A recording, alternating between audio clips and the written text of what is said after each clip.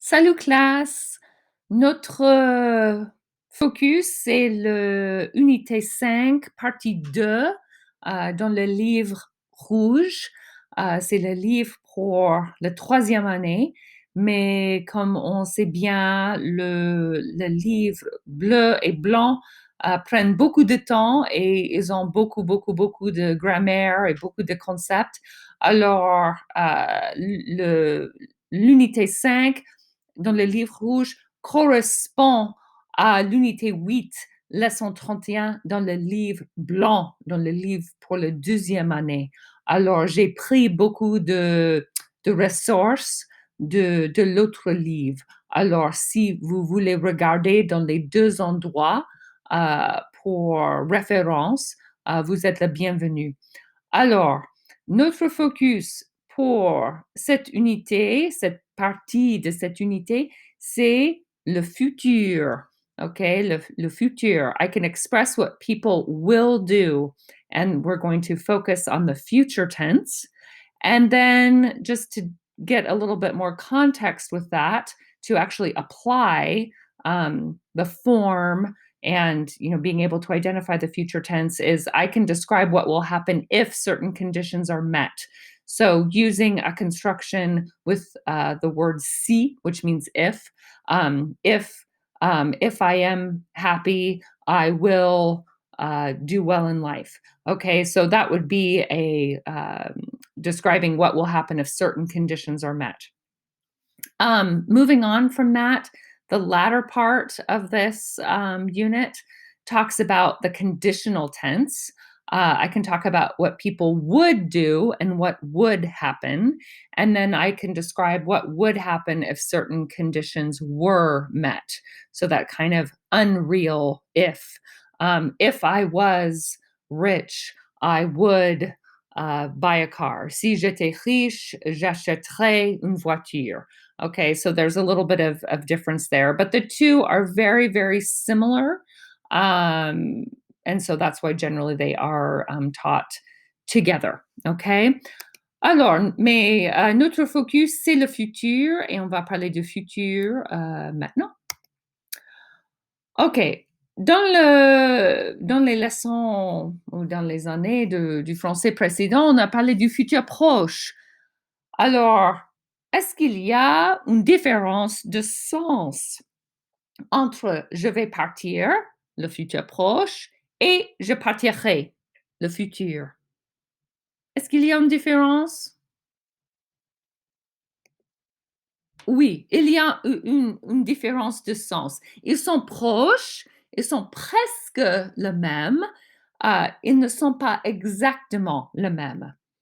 Le futur proche, euh, ce que vous savez déjà parce que vous connaissez le mot aller, ok, je vais, ok, et puis plus infinitif. Alors, je vais partir. I'm going to leave. Generally, when you use the future proche, the near future, the idea is that this action is in the near future. It's closer in time to now, and notice how it's a little bit easier, right? Because you already know how to conjugate the verb aller, and then you just add the infinitive. So this is a good way to talk about the future if you don't want to learn another tense, more endings.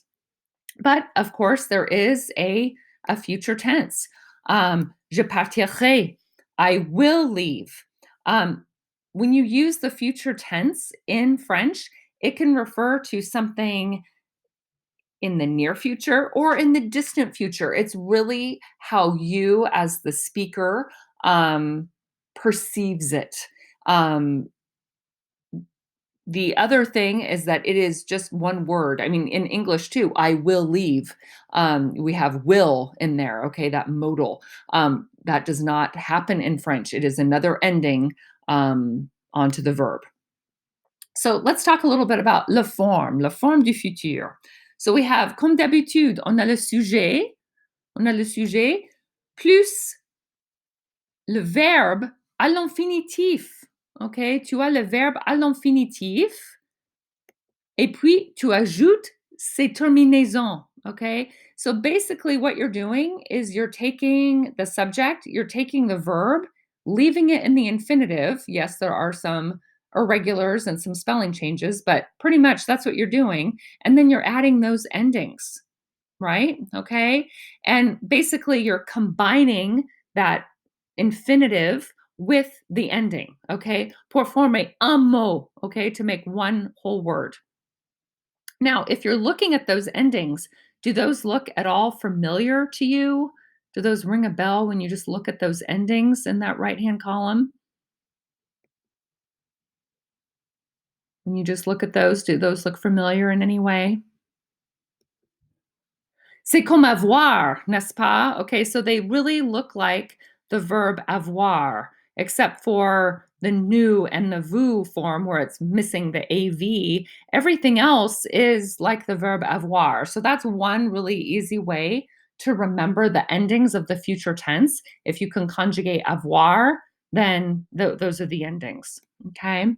So voilà, j'ai pris ça du livre. Okay, le futur, la formation régulière. So here are some, a regular ER verb, a regular IR verb, and then a regular RE verb. Notice how this all comes together. So for the ER and the IR, voyager, finir, on a l'infinitif, et puis c'est terminaison endings. Okay, terminaison. Note avec vendre, tu laisses tomber le e, okay? You drop the e, okay? The future ending is going to always end in an r, all right? So you're going to drop that e.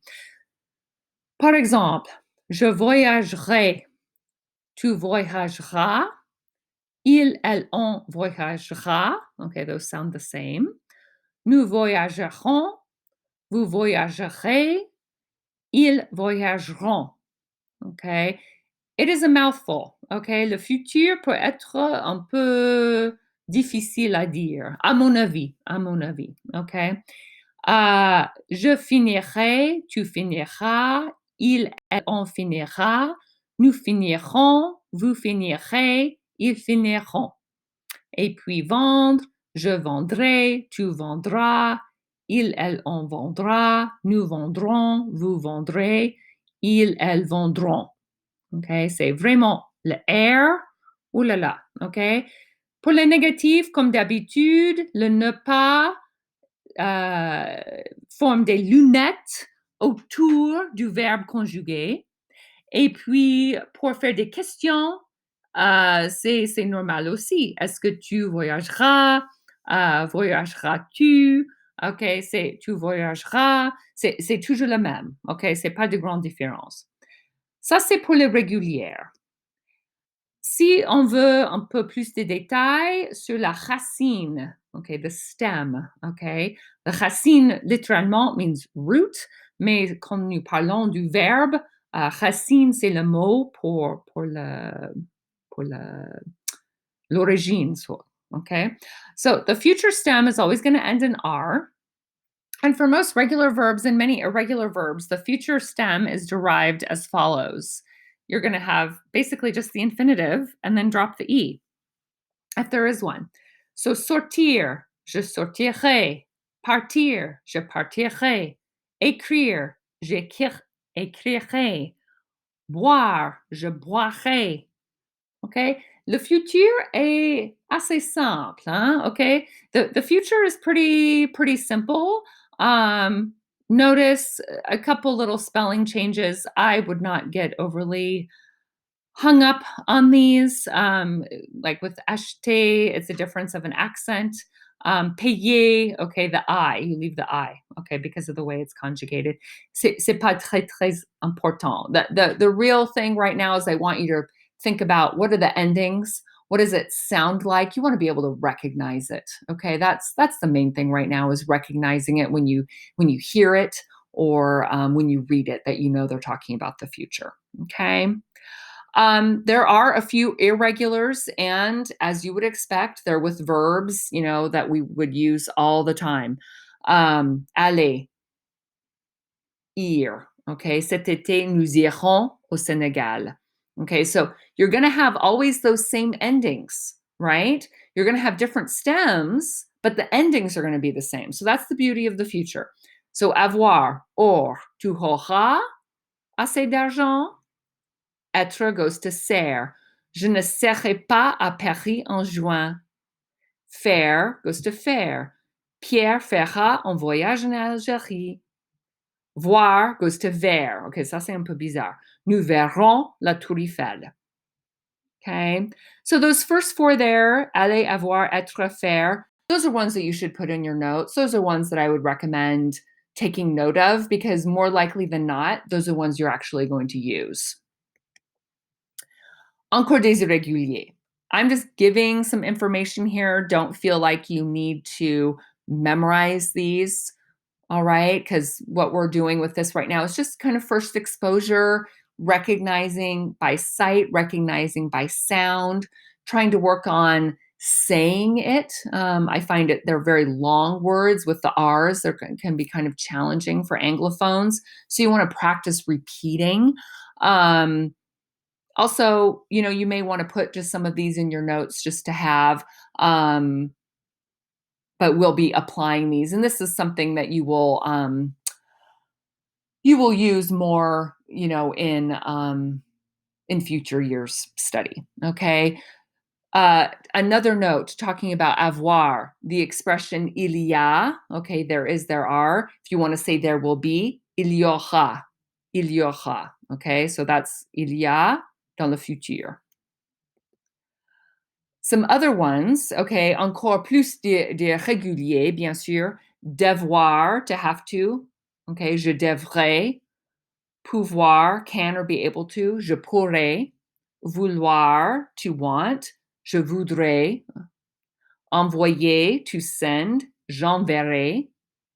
Recevoir, to receive. Je recevrai.